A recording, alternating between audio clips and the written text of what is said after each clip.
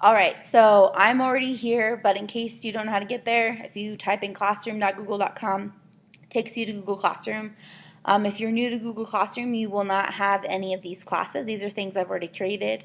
Google Classroom is an amazing tool you can use every single day. We use it district-wide with our teachers, so our whole district, we're on one Google Classroom where we can do announcements and ask questions for the district. It's super convenient.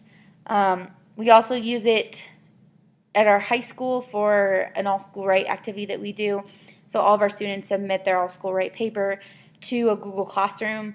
I also use it for my FFA officer team, and it's new, so I have one student, and I need to add the other members. I just have not done that yet. And then I also have my classes. So I'll have more classes throughout the year. These are my first term of classes. And then what I've done, so I can show you a few other things that you can do Google Classroom with, I've unarchived ag biology from last year. So if this is your first time getting to Google Classroom, this is how you'll see it. This is the little menu bar so you can view your classes. If you have any assignments that are upcoming, they'll be on your calendar. You can create a to-do list, and then you can also get to your other classes from here. And then you also can view your archived classes. So all of my old classes are here and they're archived. And I can't look at anything unless I click this little three-dot menu.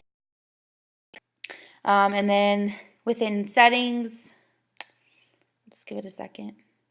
You can change your profile picture, something usually pretty convenient for your students to know who you are. Your email, you can receive email notifications or not for students posting questions and comments on the page. And you can control any of that other stuff too. So you can allow late submissions, you can allow resubmissions or not allow those things, etc. Okay, so this is your settings. So we're going to go back to our classes, which is kind of like the main page. And suppose this is your first time getting to this page, you want to create your first class. You'll click this add button. You can also join a class if someone on campus wants you to be a student of some sort, maybe some professional development activity. But today I'm going to show you how to create your first class. So you'll create class, and then just for our purposes, we're going to name this example class 1. Whoops, if I could spell. And then section, I usually just put, for me, the term. So we'll say that this is going to be the first term. So we're going to go fall 2017. And then the subject. So you could put in biology, and it should pop up. I'm an ag teacher, and nothing comes up when I push agriculture. So you can type whatever you want in there, too. So, like, if I wanted to say that this was in intro to ag, I can do that. It just won't, it's just there to help you set up your classroom. So then when you have everything ready to go, you push create.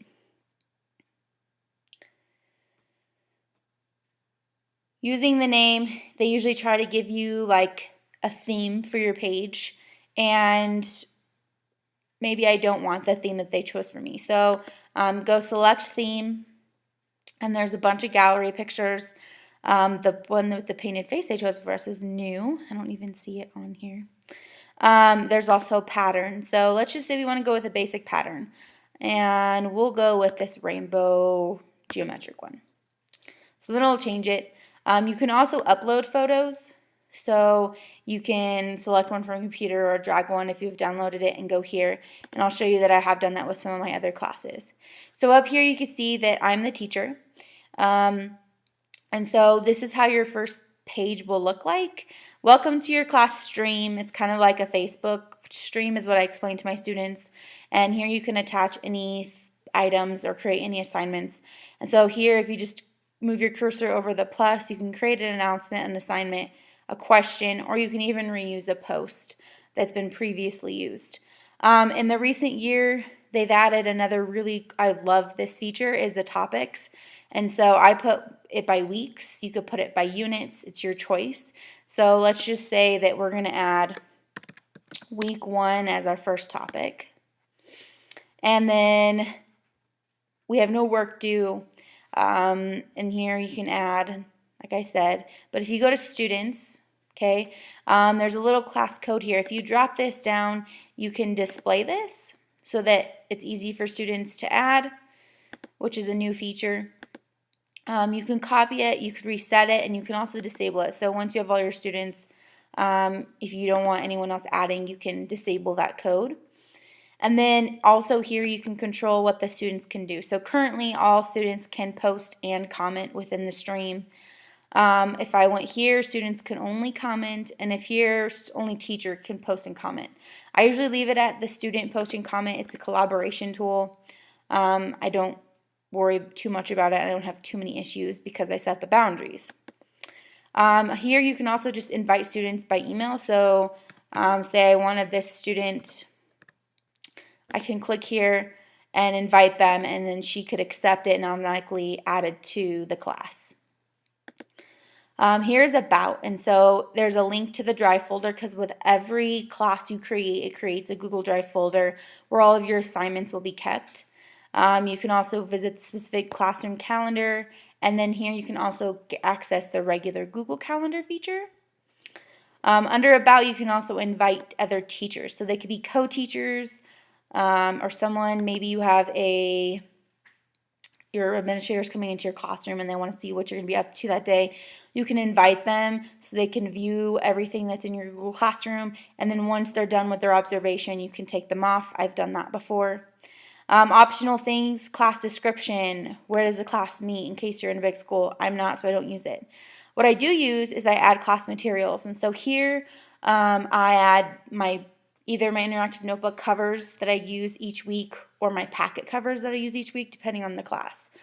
What's really nice is I only give my kids one copy, and so they do get 10 points graded or ungraded at the term. And so if they've lost it and it's been graded and it's good, but they want that 10 points, they can come in here and actually pre-print it because it's been attached. Also, they could show their parents. Maybe there's a video and I want to make sure that it's always there and it's not easily lost. I can post it here. Maybe a link to, why can't I think, Quizlet, maybe our Quizlet class page I could keep under the About. Okay, and so it looks pretty similar to what the students looks like. They have the About and they have the stream, so that's important.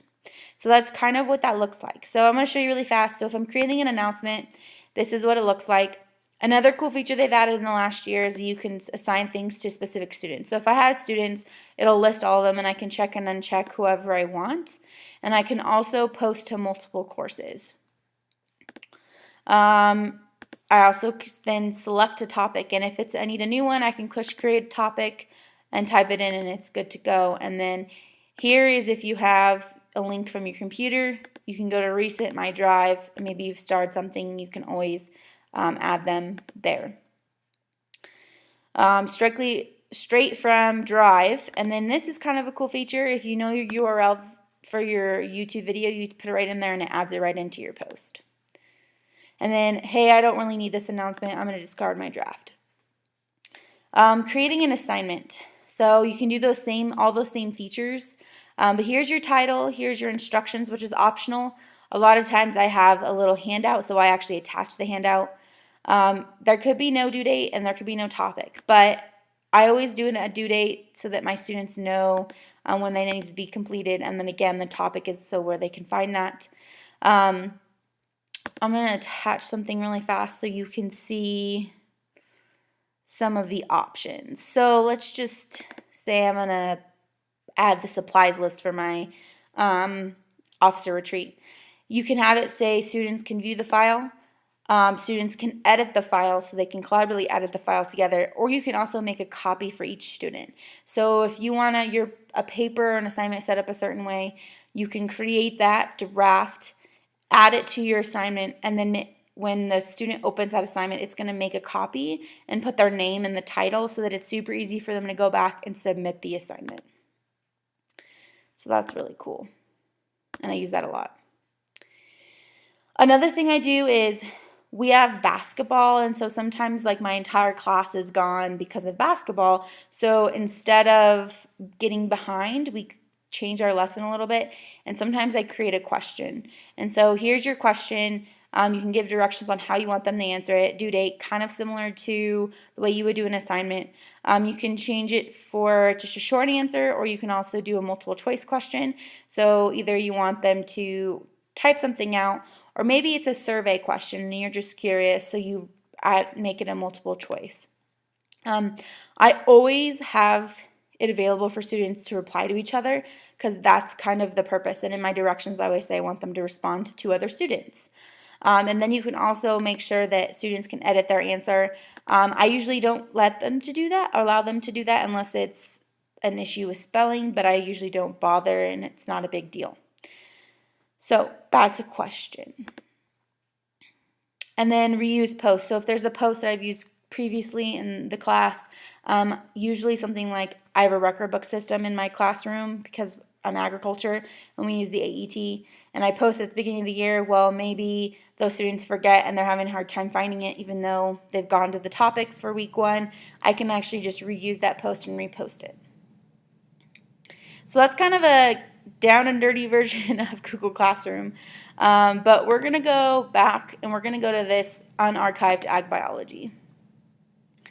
So I haven't really looked at this in a while, but we did use it, and I figured out a way that you needed to like rename the weeks a little differently, because otherwise it get a little jumbled.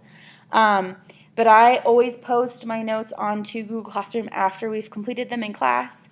I also, this is where I post links to our quizzes, and I did our final through Google Classroom. It's just really convenient, and it's a place where I know that the students can all access from anywhere as long as they have internet access. And I don't know, I just really enjoy using it. And so what I'm going to try to find, I gave the option to turn it in physically or on Google Classroom. And so this can sometimes be deceiving. But what you'll see is when you have an assignment, which this was a disease project, and here is all the information. It says who's completed it and who has not. And so if you click on either of those numbers, it'll take you to that specific page. But I'm going to show you, if you just click on the name, it says who finished it and then which students did not finish it. And it lists them all together. Or I can go specifically to the ones that are done and specifically to the ones that are not done. You also can add a grade in here. You can also change right here, like I can just say that it's ungraded, and not worry about it. But it's really just convenient. And then I can go from student work to the directions. So this is what the students will see, including like an area where they can add, or I think I provided them a Google Slides that they could use to create their poster. Okay. Let's see here if there's any other cool stuff I can show you. Okay, so here's a question, and here was a question I posed to the classroom. I gave them directions, and then these are their responses. And so these are the 3 students that completed this, and this was so they got their classroom participation for the day that they were gone. And so each of them responded, and then as you can see, Miranda, she posted it, and then there's a reply. And so then I can click reply, and I can see who replied to who.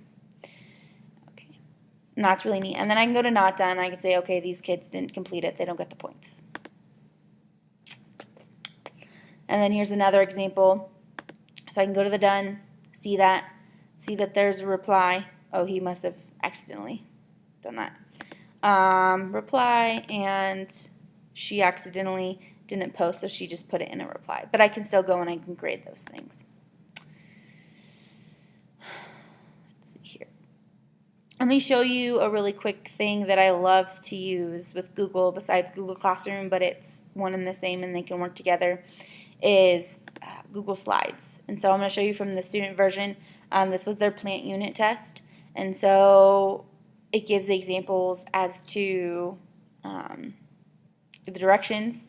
And then here are all of their questions. And the 4 points, 1 point, 1 point. It says how much they're each worth. There's multiple choice, short answer. etc. And so this is their quiz, and then they can submit it. So from my end, which because I created this, I can go through edit. I love that this is created, and the way that I made it quiz form was going to settings, and I limited to one, etc. But if you go to quizzes, you just make this a quiz, and I do later after manual review so I can actually go through and like make sure the questions are correct and that they answer them correctly, especially the long answer. But if I go to responses, this is where, oh look, it's something new. Well, that's interesting. That's new. We can actually go question by question. We're going to go to the individual. And so obviously my score was released in January. This was the score. It doesn't look like he finished.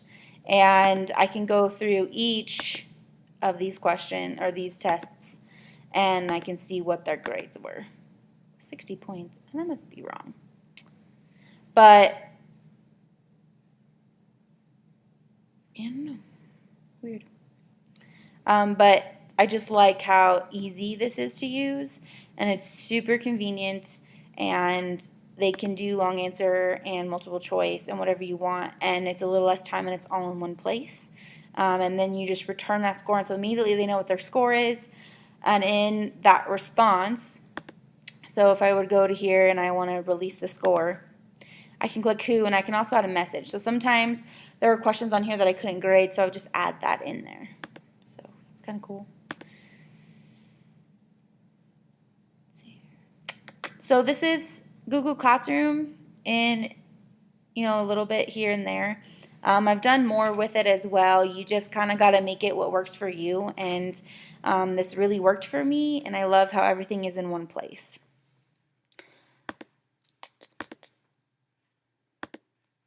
So I'm going to unarchive one more class so you can see how we used it in AgEarth. So AgEarth store. We use interactive notebooks, and so I'm going to go to AgEarth, go about, and so as you can see, the interactive notebook covers will be posted along with the syllabus as just an example. It lists all my students that are in that class, and the class code is still there. And then here's their stream, and so I actually posted, you can see here for some reason one student couldn't get into a part of my final, so I just posted it to that one student. These are their astronomy books. And so, look, it says 4 we're done and 4 we're not done. But what's really cool, and I didn't show you guys, is that straight from here I can just open it up. So we can go and let's go look at Sydney Miller's. And it opens it straight through Google Slides. And I can go through and grade this. And I now own it because she has submitted it. And then once that assignment is returned, then they own it again and they can edit it. But yeah, that's kind of what I use it for. Here is like a group assignment, and what the kids were responsible for. It was a type of reading assignment. I guess if you have any questions, just let me know. I use it for lots of things. Here's another question that I posted. Google is kind of my life, and I use it daily in my classroom, and students know that that's where they need to access the information. And I hope you enjoyed. I hope this was helpful, and if it wasn't, I apologize. I'm not super good when I'm not actually talking to people, and I hope that this was helpful. So thank you. Enjoy.